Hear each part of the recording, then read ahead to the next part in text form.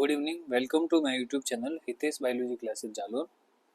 आज का अपना लेक्चर सेल बायोलॉजी के अंदर प्लाज्मा मेम्ब्रेन के फंक्शंस को लेके। इससे पहले हमने प्लाज्मा मेम्ब्रेन के जो वीडियो बताए हैं उसके अंदर हमने प्लाज्मा मेम्ब्रेन के अंदर फंक्शंस को लेके एक फंक्शंस के बारे में डिटेल में डिस्कशन किया था और उसका नाम था प्लाज्मा मेम्ब्रेन की परमिएबिलिटी। कि परमिएबिलिटी क्या चीज़ होती है, what is permeability. Plasma membrane से कोई भी चीज़, कोई भी मॉलिक्यूल क्रॉस करते हैं तो उनमें क्या कंडीशंस होनी चाहिए, what condition should be required कि कोई भी मॉलिक्यूल जो प्लाज्मा मेम्ब्रेन को सेल की पीएम को जो है क्रॉस कर सकते थे। मैंने बताया था कि सेल के अंदर अलग अलग तरह के मॉलिक्यूल्स एंटर करते हैं, whether they are non polar और पोलर होते हैं, साइज में स्मॉल हो सकते हैं, लार्ज हो सकते हैं, डिफरेंट टाइप्स के मॉलिक्यूल प्लाज्मा मेम्ब्रेन में क्रॉस करते हैं।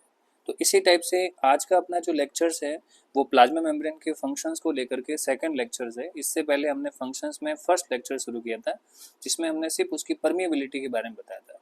और आज का अपना जो लेक्चर्स है वो परमिएबिलिटी के बाद ऑस्मोसिस, फैगोसाइटोसिस, एक्सोसाइटोसिस, इम्यूसाइटोसिस, प्रोफियोसाइटोसिस, प्रोटेक्शन, रेस्पिरेशन, एक्सक्रीशन, लोकोमोशन, ये जो 10 टॉपिक हैं, इन टॉपिक पे हमारा मेन जो है आज का जो है जो इम्पोर्टेंट जो लेक्चर है, जिसके अंदर हम बताएंगे कि ये 10 टॉपिक जो है प्लाज्मा मेम्ब्रेन के अंदर किस टाइप से जो है कवर होते हैं। प्लाज्मा मेम्ब्रेन, अगर हम इसकी एक बात करें तो हमारे पास देखो एक सेल है और इस सेल के अंदर जो सबसे बाहर की जो मेम्ब्रेन होती है, जो उसकी जो लेयर होती है, उसको हम कहते हैं प्लाज्मा मेम्ब्रेन। अब ये जो प्लाज्मा मेम्ब्रेन है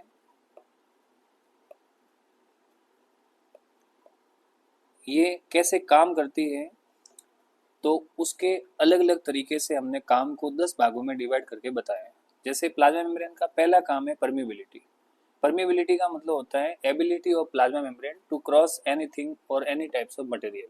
कोई भी मटेरियल अगर प्लाज्मा मेम्ब्रेन को क्रॉस करता है, मान लो यहाँ पर कोई बहुत सारे मॉलिक्यूल्स है और वो मॉलिक्यूल्स यहाँ से ट्रांसफर होकर के सेल में आ रहे हैं, तो इस प्लाज्मा मेम्ब्रेन की वजह से ये ट्रांसफर होते हैं। और यहाँ पर जो है, जो ये जो बैरियर दिख रहा है, ये जो मेम्ब्रेन दिख रही है, इसके पास एक एबिलिटी होती है कि बाहर से कोई भी मॉलिक्यूल अगर अंदर आ रहा है तो उसको एंट्री देनी है या नहीं देनी है, उसको अलाउ करना है या नहीं करना है। ये जो प्लाज्मा मेम्ब्रेन का स्पेसिफिक फंक्शन होता है उसको हम कहते हैं परमिएबिलिटी। मैंने आपको प्रीवियस लेक्चर में बताया था कि परमिएबिलिटी प्लाज्मा मेम्ब्रेन में दो टाइप की होती है। या तो प्लाज्मा मेम्ब्रेन होती है सेमी परमिएबल,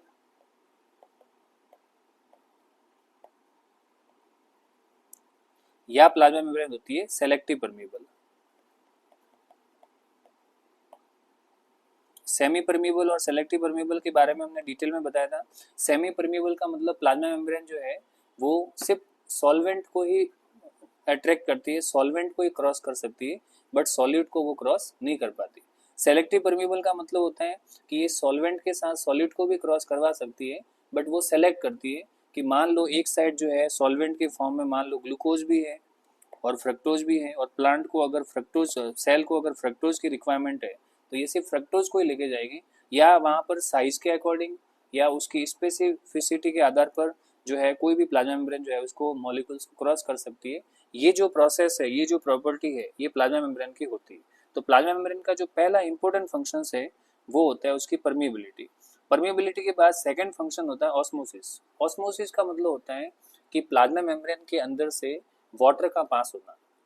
अब अगर मान लो किसी सेल की प्लाज्मा मेम्ब्रेन सेमी परमिएबल है, सेमी परमिएबल का मतलब होता है कि वो सिर्फ वाटर को ही परमिएबल कर सकती है, वाटर को ही अलाउ कर सकती है, वाटर के साथ जो इम्प्योरिटीज होती है या सॉल्यूट जो होते हैं उनको ये परमिएबल नहीं कर सकती।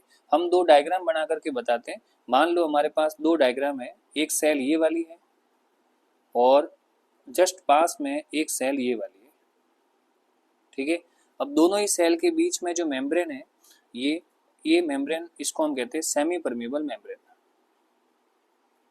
दोनों सेल के बीच में जो मेम्ब्रेन प्रेजेंट है, इस मेम्ब्रेन को हम कहते हैं semi permeable membrane. For examples ये है हमारे पास सेमी परमिएबल मेम्ब्रेन। अब मान लो इस सेल के अंदर, ये सेल हमने इसको ए मान लिया और इस सेल को हम मान लेते हैं सेल बी, ठीक है। अब होता क्या है, इस सेल के अंदर भी इस डायग्राम को हम एक और स्लाइड के अंदर डिटेल में बताते हैं, इस स्लाइड के अंदर डिटेल में बताते हैं। देखिए फॉर एग्जांपल हमारे पास दो सेल है, इस डायग्राम को यहाँ पर डिटेल में बताते हैं। फॉर एग्जांपल हमारे पास दो सेल है और इसमें से हमने इस सेल को मान लिया सेल ए और इस सेल को मान लिया हमने सेल बी। ठीक है, अब सेल ए के अंदर भी सॉल्यूशन भरा हुआ है और सेल बी के अंदर भी सॉल्यूशन भरा हुआ है।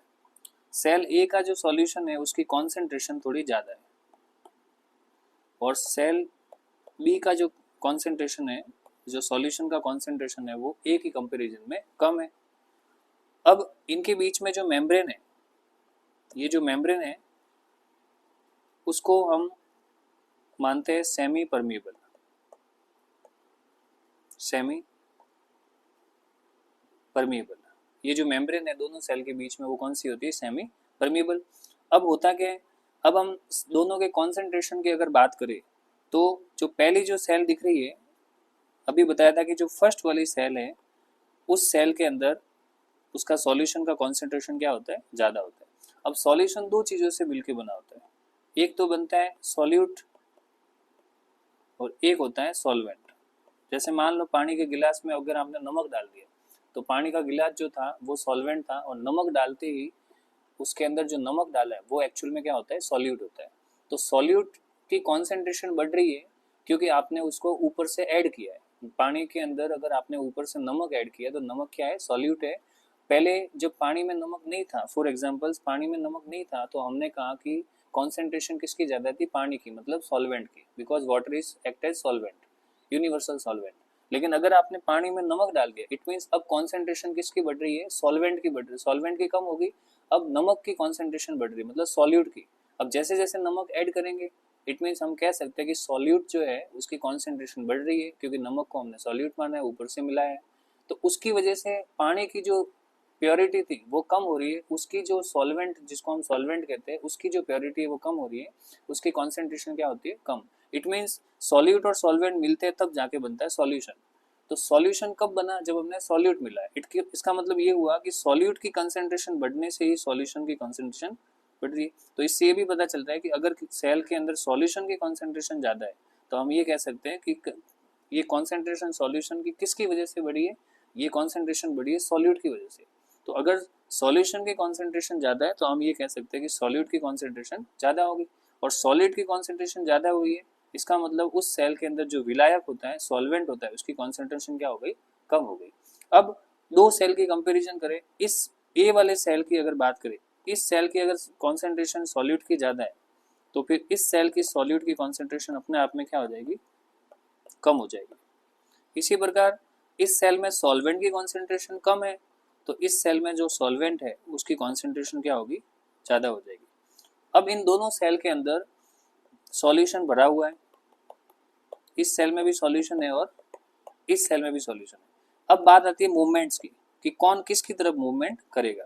तो देखो सबसे पहले बात करते हैं सॉल्वेंट की कि सॉल्वेंट का मूवमेंट किस साइड होगा। सॉल्वेंट सेल ए की साइड ज़्यादा है और सेल बी की साइड कम है। सॉरी, सॉल्यूट की बात करते हैं। First of all we are talking about solute. अगर हम सॉल्यूट की बात करें तो सेल ए की साइड सॉल्यूट ज़्यादा है और सेल बी की साइड सॉल्यूट कम है। तो ऑब्वियसली अपने बायोलॉजी के अंदर एक इम्पोर्टेंट जो है, मैंने आपको पहले ही बताया था, और बायोलॉजी के अंदर मैंने आपको एक प्रोसेस पढ़ाया था, डिफ्यूजन। डिफ्यूजन का मतलब होता है कोई भी गैस या कोई भी वाटर के मॉलिक्यूल्स या कोई भी किसी तरह के जो पार्टिकल्स है वो अपनी हाई कॉन्सेंट्रेशन से हमेशा किसकी साइड जाते हैं? Low concentration. तो अब इन दो सेल के बीच में एक डिफ्यूजन नाम का प्रोसेस शुरू होता है। डिफ्यूजन का मतलब होता है कि कोई भी चीज जिस साइड ज्यादा कॉन्सेंट्रेशन में होगी, ज्यादा प्रेशर में होगी, वो हमेशा लो प्रेशर की ओर बढ़ेगी। तो अब सेल ए के अंदर सॉल्यूट की कॉन्सेंट्रेशन ज़्यादा है और सेल बी में सॉल्यूट की कॉन्सेंट्रेशन कम है। इसका मतलब सॉल्यूट कहाँ जाने की कोशिश करेगा? सेल ए से सेल बी की साइड जाने की कोशिश करेगा। पर मैंने अभी बताया कि बीच में जो मेम्ब्रेन है वो सेमी परमिएबल है, और सेमी परमिएबल मेम्ब्रेन की खासियत क्या होती है?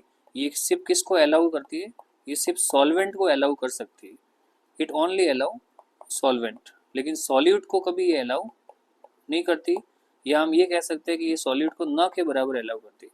तो सॉल्यूट जो है वो हाई कॉन्सेंट्रेशन से लो कॉन्सेंट्रेशन में जाने की कोशिश तो कर रहा है, पर वो सक्सेस नहीं हो पाता क्योंकि मेम्ब्रेन कौन सी है, सेमी परमेबल। अगर मेम्ब्रेन नॉर्मल होती तो obviously solute will pass from high concentration to low concentration from cell A to cell B, and it is actually called diffusion. But due to semi-permeable membrane, this solute have not ability of passing itself into from one cell to other cell. So we can say that solute will remain constant even its temperature even it atmosphere, अपने खुद के atmosphere में अपने खुद के जो है regions के अंदर ही वो क्या होगा, अपने आप को कांस्टेंट रखेगा। अब बात करते हैं सॉल्यूट के बाद सॉल्वेंट की। अगर सॉल्वेंट की बात करें तो सॉल्वेंट जो है वो किस साइड ज़्यादा है, बी की साइड, और ए की साइड सॉल्वेंट जो है वो कम है। अब ये वही फंडा अप्लाई करेगा जैसे सॉल्यूट कर रहा था डिफ्यूजन।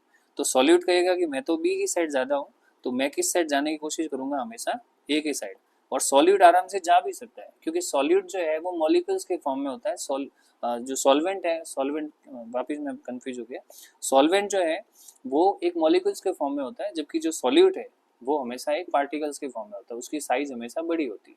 तो अब यहाँ पर जो सॉल्वेंट है वो आराम से सेल बी से सेल ए में जा सकता है।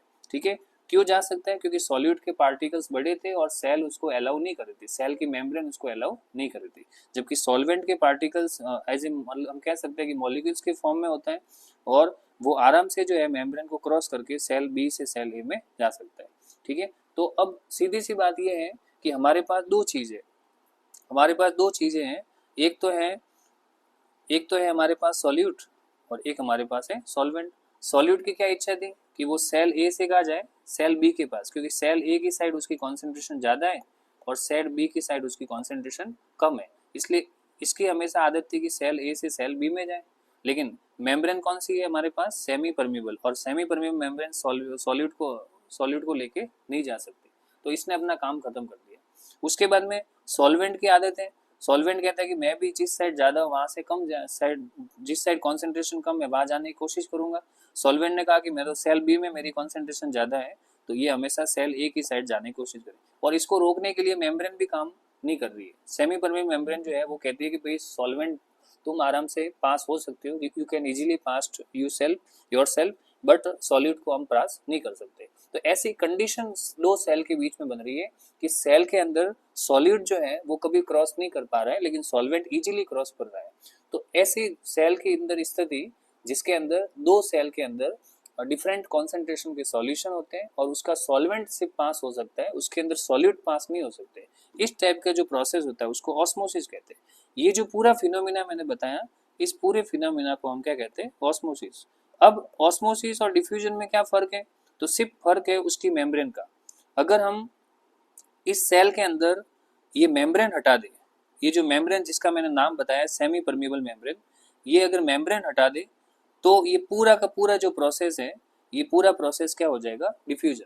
तो डिफ्यूजन और ऑस्मोसिस में इतना सी फर्क है कि अगर किसी मेम्ब्रेन के अंदर दो सेल के बीच में अगर कोई मेम्ब्रेन नॉर्मल है, परमिएबल मेम्ब्रेन है, तो इसका मतलब सॉल्वेंट और सॉलिड दोनों ही आपस में इंटरचेंज हो सकते हैं, because membrane is normal permeable and both solute and solvent can be passed into each other. But if membrane is semi permeable, it means this membrane allow only solvent molecules but not solute particles. यानी हम कह सकते हैं ये पूरी process क्या कहलाती है, ऑस्मोसिस। और इसी प्रोसेस को हमने ये कहा कि ये प्लाज्मा मेम्ब्रेन का फंक्शन है, क्योंकि अगर प्लाज्मा मेम्ब्रेन सेमी परमेबल नहीं होती तो वाटर के साथ यानी सॉल्वेंट के साथ सॉल्यूट भी जाता, और अगर सॉल्वेंट के साथ सॉल्यूट भी जाता तो फिर मेम्ब्रेन का कोई मतलब ही नहीं रहता। तो सेल की मेम्ब्रेन की ये एक स्पेसिफिक बात है कि वो वाटर के मॉलिक्यूल्स के अलाउ कर सकती है, और इसी के आधार पर हमारे घर में आरओ भी काम करता है, रिवर्स ऑस्मोसिस, जो वाटर को अलग करता है सॉल्यूशन से, क्योंकि सॉल्यूशन का मतलब उसकी कॉन्सेंट्रेशन सॉल्यूट की ज़्यादा है, और दूसरी तरफ हमारे घर में जो प्योर वाटर बन रहा है फिल्टर होकर के जो आरओ के अंदर, वो अपने आप में सॉल्वेंट की कॉन्सेंट्रेशन ज़्यादा वाला होता है। तो हमारे घर में जो मेम्ब्रेन है हालांकि वो आर्टिफिशियल है, पर वो पूरी की पूरी जो मेम्ब्रेन है वो किस पे कौन सा एप्लीकेशन फॉलो करती है, ऑस्मोसिस का, जिसको हम रिवर्स ऑस्मोसिस या आरओ के नाम से जानते हैं। तो हमने प्लाज्मा मेम्ब्रेन का सेकंड फंक्शन बताया और इस फंक्शंस को बताते हैं आगे।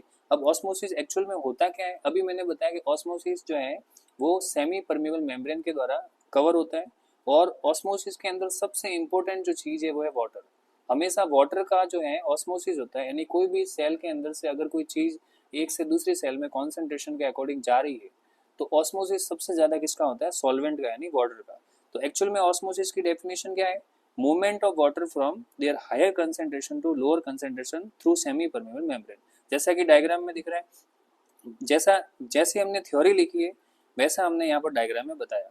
यहाँ हमने बताया कि movement of water from their higher concentration to lower concentration. तो इस डायग्राम में देखो, वाटर यानी सॉल्वेंट अपने हायर कॉन्सेंट्रेशन में है, यहाँ पर कॉन्सेंट्रेशन क्या है? ज्यादा है, और उसका मूवमेंट हायर कॉन्सेंट्रेशन से कहाँ हो रहा है? लोअर कॉन्सेंट्रेशन में। तो जैसा कि डेफिनेशन लिखी हुई है कि movement of water from their higher concentration to lower concentration through semi permeable membrane. ये जो आपको मेम्ब्रेन दिख रही है, इस मेम्ब्रेन को हमें दिमाग में अच्छे से रखना है। सेमी परमीबल मेम्ब्रेन, ये वाली जो मेम्ब्रेन है इसको हम क्या कहते हैं? Semi permeable membrane. तो सेमी परमीबल मेम्ब्रेन के थ्रू जो है, जब कोई हायर कॉन्सेंट्रेशन से लोअर कॉन्सेंट्रेशन में वाटर का मूवमेंट होता है, तो इसी प्रोसेस को हम किस नाम से जानते हैं? इसी प्रोसेस को हम नाम देते हैं ऑस्मोसिस। ठीक है। अब आगे लिखा है movement of water from water और solvent from lower concentration of solution. ये सबसे इंपॉर्टेंट बात, ऑस्मोसिस की सेकंड डेफिनेशन देखो इधर।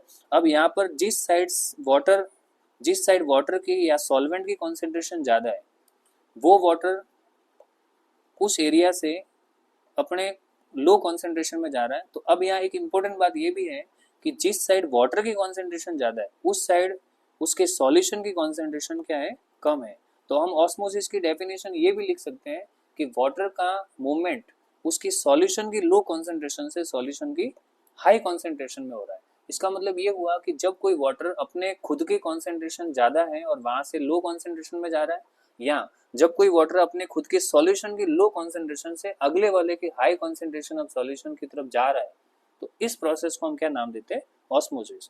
अभी बताएं, ऑस्मोसिस जो है उसके लिए क्या जरूरी है? एसपीएम मतलब सेमी परमेबल मेम्ब्रेन होना जरूरी है। एक क्वेश्चन आता है कि अगर दो सेल के बीच में सेमी परमेबल मेम्ब्रेन नहीं है तो क्या होगा? तो ऑब्वियसली बात है, उन सेल के अंदर water as well as solute दोनों ही एक दूसरे में इंटरचेंज होंगे, और उसमें ऑस्मोसिस नहीं कहेंगे, उसको हम हमेशा क्या कहेंगे? डिफ्यूजन कहेंगे। ठीक है। Only found in living cell. Osmosis हमेशा लिविंग सेल में होता है, क्योंकि लिविंग सेल में प्लाज्मा मेम्ब्रेन होती है और प्लाज्मा मेम्ब्रेन खुद लिविंग होती है। अगर सेल डेड होगी तो प्लाज्मा मेम्ब्रेन काम नहीं करेगी, वो लिविंग रहेगी नहीं, और उसकी वजह से उसमें ऑस्मोसिस नहीं होगा। ऑस्मोसिस डिस्कवरी जो है फेपर नाम के साइंटिस्ट ने की थी, और नाम नॉलेट ने दिया था। उन्होंने कहा कि भाई इसको हम ऑस्मोसिस के नाम से दे सकते हैं। अब एक इंपॉर्टेंट पॉइंट लिया हुआ है कि water always move from dilute solution to concentration solution. ठीक है। वाटर जिस साइड जा रहा है, तो हमने कहा, जैसे इस डायग्राम को वापस देखते हैं, यहाँ से इस पूरे डायग्राम के अंदर जो वाटर है वो कौन है? सॉल्वेंट है, और वो अपनी हाई कॉन्सेंट्रेशन से कहा जा रहा है? Low concentration. जिस साइड वाटर की कॉन्सेंट्रेशन ज्यादा है, इसका मतलब सॉल्यूशन की कॉन्सेंट्रेशन क्या है? कम। जिस साइड सॉल्यूशन की कॉन्सेंट्रेशन कम होती है, इसका मतलब वो सॉल्यूशन कैसा होता है? डाइल्यूट। और जिस साइड सॉल्यूशन की कॉन्सेंट्रेशन ज्यादा है, इसका मतलब वो सॉल्यूशन जो है वो कैसा होता है? कंसेंट्रेट होता है।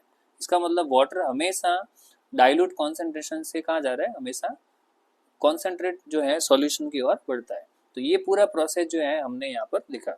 अब ऑस्मोसिस के टाइप बताते हैं। ऑस्मोसिस कितने टाइप का होता है? तो ऑब्वियसली ऑस्मोसिस के टाइप हमेशा कॉन्सेंट्रेशन के ऊपर डिपेंड करेगी। हमारे पास दो सेल है, दो सेल में किस साइड वाटर की कॉन्सेंट्रेशन ज्यादा है और किस साइड सॉल्यूशन की कॉन्सेंट्रेशन ज्यादा है। फिर इस डायग्राम को देखते हैं। इस डायग्राम में सेल बी के अंदर सॉल्यूशन की कॉन्सेंट्रेशन कम है और सेल ए में कॉन्सेंट्रेशन जो है ज्यादा है। तो जिस सेल में सॉल्यूशन की कॉन्सेंट्रेशन ज्यादा होती है, वाटर हमेशा उसकी ओर अट्रैक्ट होता है, क्योंकि सॉल्यूशन की कॉन्सेंट्रेशन ज्यादा है। इसका मतलब ये हुआ कि उसके खुद के सॉल्वेंट की कॉन्सेंट्रेशन क्या है? कम है। तो वाटर तो हमेशा हाई कॉन्सेंट्रेशन ऑफ सॉल्वेंट से कहाँ आएगा? लो कॉन्सेंट्रेशन ऑफ सॉल्वेंट में आने की कोशिश करेगा। तो यहाँ पर ऑस्मोसिस के टाइप बताया, जिसमें पहला ऑस्मोसिस हमने बताया एंडो ऑस्मोसिस। एंडो ऑस्मोसिस का मतलब होता है कि आपके पास, जैसे मैं आपको एक डायग्राम से बताता हूँ, ये हमारे पास एक पात्र है, ये हमारे पास एक बर्तन है, और इस बर्तन के अंदर हमने क्या किया? सॉरी, ये हमारे पास एक बर्तन है फॉर एग्जांपल्स, और इस बर्तन के अंदर हमने क्या किया कि एक सेल को जो है डुबो दिया। एक सेल हमने रख ली, ये एक सेल है, और इस सेल को हमने इसके अंदर रख दिया। ठीक है। अब इस सेल में रखने से पहले हमने क्या किया? इस वेजल्स के अंदर एक सॉल्यूशन लिया, और इस सॉल्यूशन का नाम है hypertonic solution. Hypertonic solution. Hyper का मतलब होता है ज्यादा, टॉनिक का मतलब होता है कॉन्सेंट्रेशन, यानी इस सॉल्यूशन की कॉन्सेंट्रेशन क्या होती है, ज्यादा। अभी थोड़ी देर पहले हमने बताया था जिस सॉल्यूशन की कॉन्सेंट्रेशन अगले वाले किसी सेल की सॉल्यूशन की कॉन्सेंट्रेशन से ज्यादा होगी, वाटर उसकी ओर क्या करेगा, मूव करेगा। अब जैसे ही आपने इस सेल को इस सॉल्यूशन में रख दिया, इस सेल को आपने जैसे इस सॉल्यूशन में रख दिया, तो क्या घटना होगी, ये सॉल्यूशन हाइपोटोनिक है, जो हमने अभी सॉल्यूशन बताया है ये सॉल्यूशन हाइपोटोनिक है। इसका मतलब ये हुआ कि इस सॉल्यूशन की कॉन्सेंट्रेशन ज्यादा है। इस सॉल्यूशन की कॉन्सेंट्रेशन ज्यादा है, किसके रेस्पेक्ट में ज्यादा है, इस सेल के रेस्पेक्ट में। इसका मतलब ये हुआ कि इस सेल की कॉन्सेंट्रेशन क्या हो गई, कम हो गई। अगर बाहर वाले सॉल्यूशन की कॉन्सेंट्रेशन ज्यादा है तो वो किसके रेस्पेक्ट में ज्यादा है, इस सेल के सॉल्यूशन है। इसका मतलब सेल के जो सॉल्यूशन है उसकी कॉन्सेंट्रेशन क्या हो गई, कम। तो वाटर हमेशा लो कॉन्सेंट्रेशन ऑफ सॉल्यूशन से कहाँ बढ़ता है, हाई कॉन्सेंट्रेशन ऑफ सॉल्यूशन से। ठीक है, तो उसकी वजह से अंदर का वाटर क्या आ जाएगा, बाहर आ जाएगा। अब सेल से वाटर बाहर आ रहा है, इस प्रोसेस को हम कहते हैं एक्सोऑस्मोसिस। क्या कहेंगे, एक्सोऑस्मोसिस। अब अगर मान लो जो सेल हमने रखी है, जो हमने अभी डायग्राम बताया, मान लो इस सेल का अंदर का जो सॉल्यूशन, ये जो पात्र दिख रहा है, ये आपको जो बर्तन दिख रहा है, इसके अंदर का जो सॉल्यूशन है वो हमने हाइपरटोनिक की जगह मान लो रख दिया हाइपोटोनिक। अब हम क्या करते हैं, इसके अंदर जो है जो सॉल्यूशन है उसको हाइपरटोनिक की जगह क्या मान लेते हैं, हाइपोटोनिक। अब क्या होगा, हाइपो का मतलब होता है कम, इसका मतलब अब जो है इस पात्र के अंदर जो कॉन्सेंट्रेशन है वो हाइपो है, मतलब उसकी सॉल्यूशन की कॉन्सेंट्रेशन क्या है, कम है। किसके रेस्पेक्ट में कम है, किसके रेस्पेक्ट में कम है, इस सेल के रेस्पेक्ट में। इसका मतलब ये हुआ कि इस सेल के अंदर जो सॉल्यूशन है उसकी कॉन्सेंट्रेशन क्या होगी, ज्यादा होगी। अब प्रोसेस उल्टा होगा। अब प्रोसेस कैसा होगा कि जिस पात्र में सेल को रखा है तो उस पात्र का, उस वेजल्स का जो कॉन्सेंट्रेशन है वो हाइपोटोनिक है, मतलब उसका वेजल्स का जो सॉल्यूशन का कॉन्सेंट्रेशन है वो कम है। कम है किसके रेस्पेक्ट में कम है, जो उस सेल उसके अंदर रखी गई है उस सेल के रेस्पेक्ट में। इसका मतलब उस सेल का कॉन्सेंट्रेशन क्या हो गया, ज्यादा हो गया।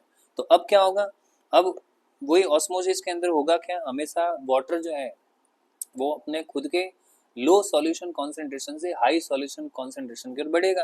तो अब वाटर को पता चलेगा कि सबसे कम जो कॉन्सेंट्रेशन है सॉल्यूशन की वो किसके अंदर है, वो सेल के अंदर है।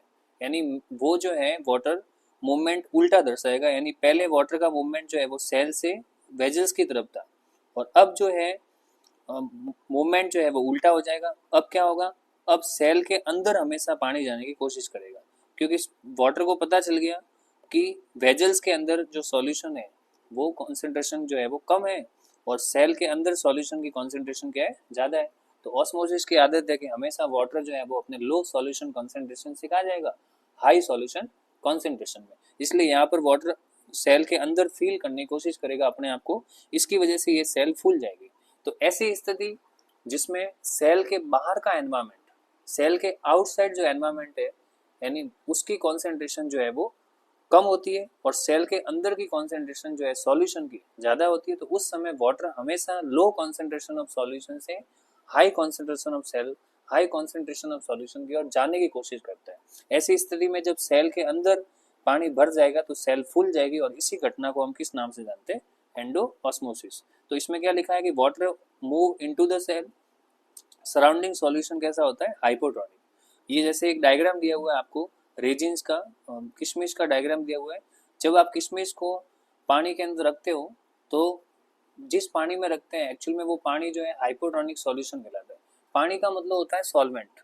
पानी अगर हमारे पास सिर्फ वाटर है, वाटर में कोई नमक ऐड नहीं किया आपने, वाटर में कोई शक्कर ऐड नहीं की, इसका मतलब वाटर अपने आप में सिर्फ एक सॉल्वेंट है। अगर वाटर अपने आप में एक सॉल्वेंट है और बाहर से कोई सॉल्यूट ऐड नहीं किया, इसका मतलब उसकी वाटर की खुद की सॉल्वेंट की कॉन्सेंट्रेशन ज़्यादा है। इट मीन्स उसमें सॉल्यूशन तो बना ही नहीं। तो वाटर में जब कोई चीज़ ऐड ही नहीं की तो इसका मतलब उसमें सॉल्यूशन बना ही नहीं, तो हम ये कह सकते हैं कि वो वाटर अपने आप में कैसा है, हाइपोटोनिक सॉल्यूशन है। और जब उसके अंदर किसी चीज़ को रखते हैं, किसी भी हार्ड सब्सटेंसेस को रखते हैं, हार्ड मैटर को रखते हैं, किसी बीज को रखते हैं, तो बीज को लगता है कि वाटर जो है उसके आसपास का जो वाटर है वो अपने आप में क्या है, एक हाइपोटोनिक सॉल्यूशन है। बीज को लगता है कि बाहर जो विलियन है, बाहर जो सॉल्यूशन है उसकी कॉन्सेंट्रेशन कम है, तो वाटर हमेशा अंदर आने की कोशिश करेगा।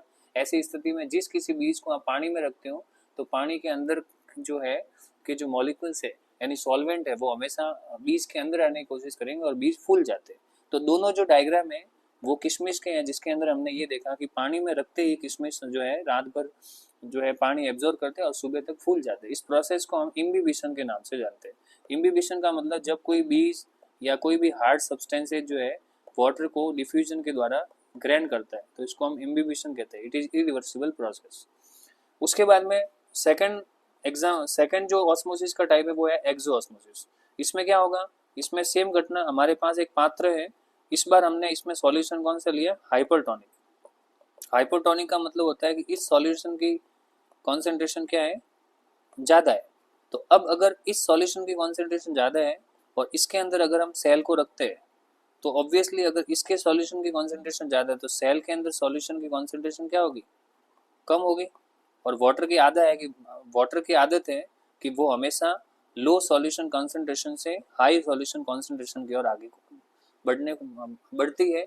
और उसकी वजह से अब क्या होगा, सेल के अंदर का वाटर जो है वो बाहर आ जाएगा। क्यों? क्योंकि अंदर का एनवायरनमेंट जो है वो लो सॉल्यूशन कॉन्सेंट्रेशन वाला है और बाहर का एनवायरनमेंट जो है वो हाई सॉल्यूशन कॉन्सेंट्रेशन है। इसकी वजह से जो सारे मैटर है, जो सारे जो वाटर के मॉलिक्यूल्स है वो बाहर आ जाते हैं और सेल पिचक जाती है।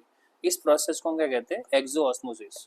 ठीक है। और ये सेम घटना वापस किशमिश में होती है। फूली हुई किशमिश जो है उसको अगर आप नमक के पानी में डाल दो या शक्कर के पानी में डाल दो, जो अपने आप में हाइपरटोनिक का काम करते हैं, उसमें किशमिश वापस नॉर्मल स्टेट में आ जाती है जैसे पहले थी। तीसरा होता है, एक और डायग्राम बताया, ऑस्मोसिस इन आरबीसी। आरबीसी में ऑस्मोसिस की 3 कंडीशन बताई गई।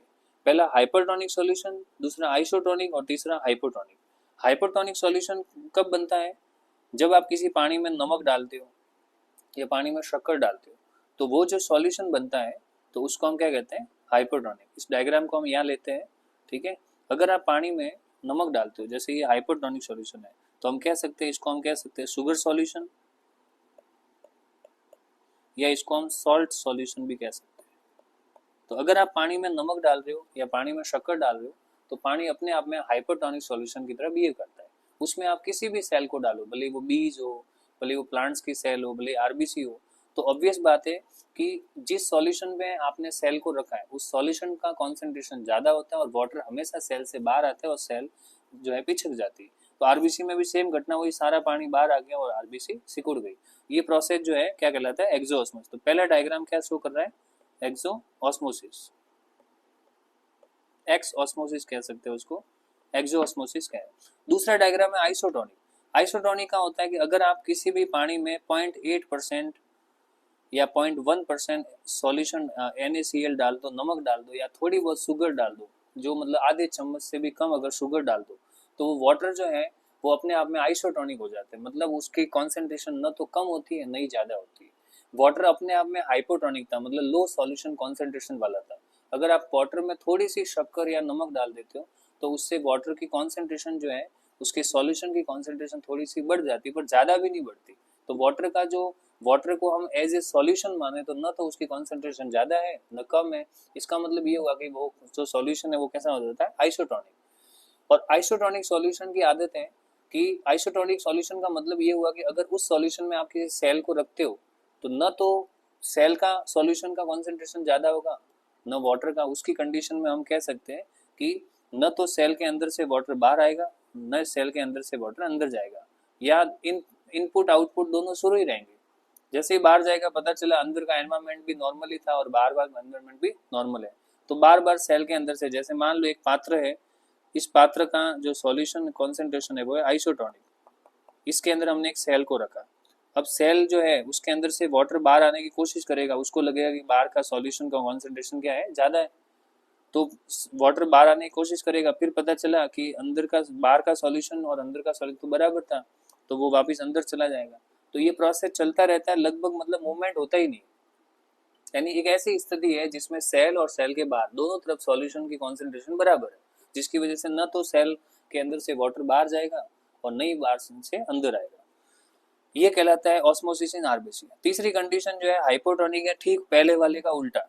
इसके अंदर जो है हमने क्या किया, सिर्फ वाटर को रखा है। वाटर अपने आप में हाइपरटोनिक सॉल्यूशन कहलाता है, जिसके अंदर हमेशा सेल को रखेंगे तो वाटर हमेशा सेल में जाने की कोशिश करेगा, क्योंकि सेल का खुद का सॉल्यूशन का कॉन्सेंट्रेशन क्या होता है, ज़्यादा होता है, उसमें आयंस वगैरह होते हैं। अब ऑस्मोसिस के लिए क्या क्या कंडीशन जरूरी है। एक प्लांट्स में प्लाज्मा मेम्ब्रेन ऑस्मोसिस करती है तो हमने बता दिया। लेकिन किसी प्लांट्स में ऑस्मोसिस होगा, उसके लिए क्या क्या शर्तें जरूरी है? तो कुछ शर्तें इंपॉर्टेंट है। जैसे पहली शर्त जो है वो है कि हमेशा मेम्ब्रेन कौन सी होनी चाहिए? SPM, semi permeable membrane. दूसरी बात, मेम्ब्रेन के दो साइड दो सॉल्यूट जो है दो सॉल्यूट होने चाहिए या दो सॉल्यूशन होने चाहिए। सॉल्यूशन या सॉल्यूट होने चाहिए मतलब अभी जैसे डायग्राम बताया था कि हमने दो सेल बताई थी और इस मेम्ब्रेन के इधर साइड और इधर साइड दोनों साइड जो है सॉल्यूशन थे या सॉल्यूट थे, यानी मेम्ब्रेन के दोनों साइड क्या होने चाहिए? सॉल्यूशंस होने चाहिए। इसके अलावा सॉल्वेंट की प्रेजेंस जरूरी है। सॉल्वेंट मतलब वाटर, अगर मेम्ब्रेन में वाटर नहीं होगा तो कोई मतलब नहीं।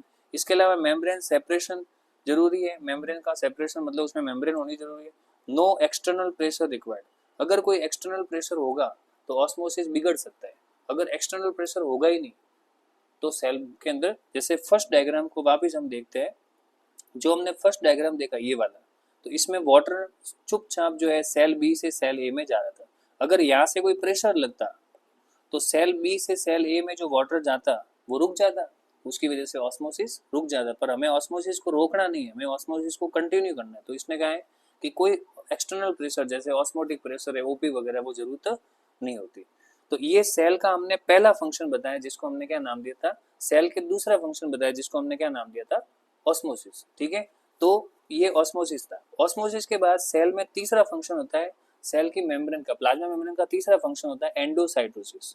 एंडोसाइटोसिस का मतलब होता है कि जब कोई सेल की मेम्ब्रेन बाहर से किसी पार्टिकल्स को अलाउ करती है अपने अंदर, तो उसको हम क्या कह सकते हैं? एंडोसाइटोसिस। जैसे एक डायग्राम दिख रहा है, इस डायग्राम में ये सेल की मेम्ब्रेन है और इस मेम्ब्रेन के अंदर ये बाहर से पार्टिकल्स है और ये पार्टिकल्स अंदर जाने की कोशिश करते हैं। तो सेल की मेम्ब्रेन जो है वो फोल्ड होती है और फोल्ड होकर के क्या बनाती है? वैक्यूल्स बनाती है। जैसे ही सेल की मेम्ब्रेन फोल्ड होती है तो फोल्ड होकर के एक वैक्यूल बना देती है। इसने क्या बना दिया? वैक्यूल्स।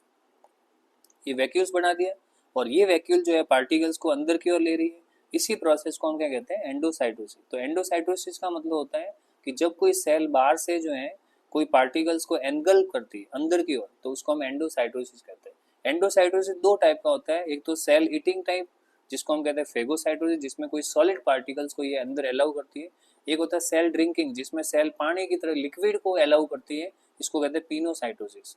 फेगोसाइटोसिस के बारे में मैकनिकॉफ ने बताया था और पिनोसाइटोसिस के बारे में लिवाइस ने बताया था। एक और डायग्राम दिख रहा है जिसके अंदर आपको जो है सेल के अंदर अलग अलग टाइप के जो है एंडोसाइटोसिस हो रहे हैं।